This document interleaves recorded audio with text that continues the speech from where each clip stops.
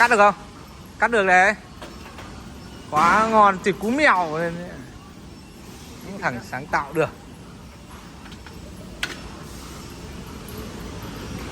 Để cắt về nhà nó bao nhiêu?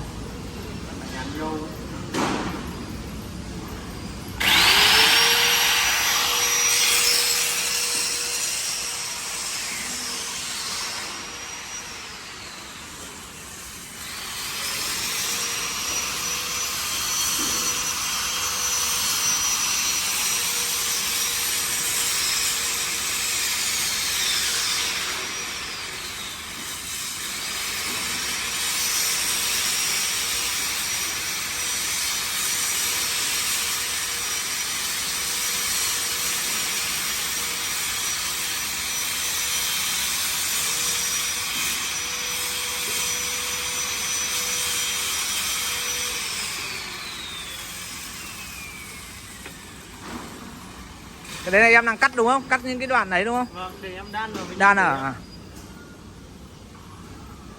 Đây là cắt những cái mép đúng không? Để đan đúng không? À đây em cắt những cái mép này cho rách đây. Để tạo rãnh Rãnh à? Vâng.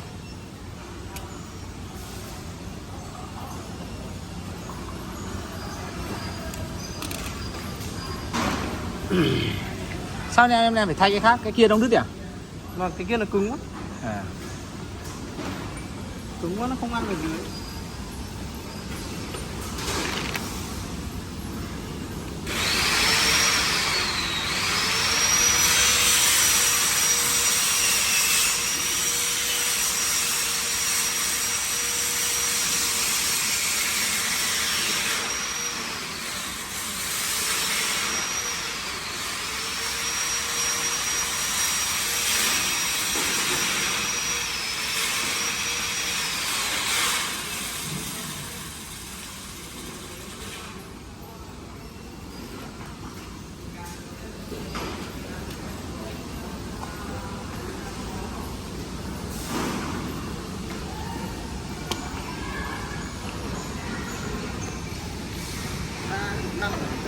Đục năng đấy, đây.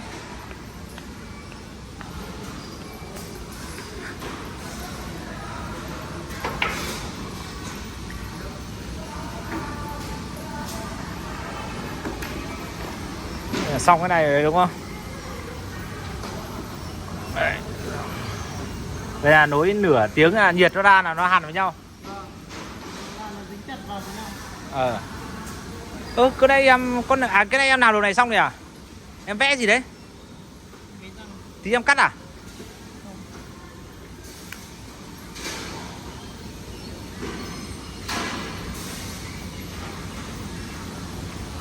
À em làm để cho nó Ăn khớp vào nhau. khớp. Tí nữa em dùng cái gì để em cắt cái này?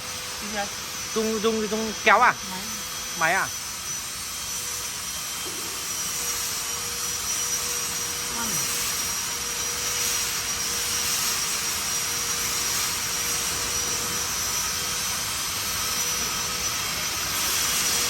Cái mặt này này.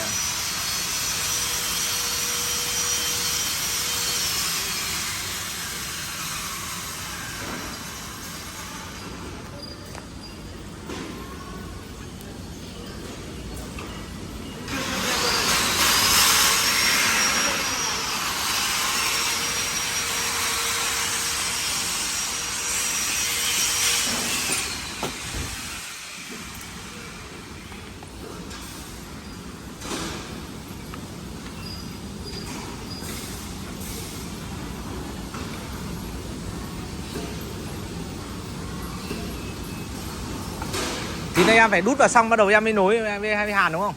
Đút và lên trên. Đúng rồi.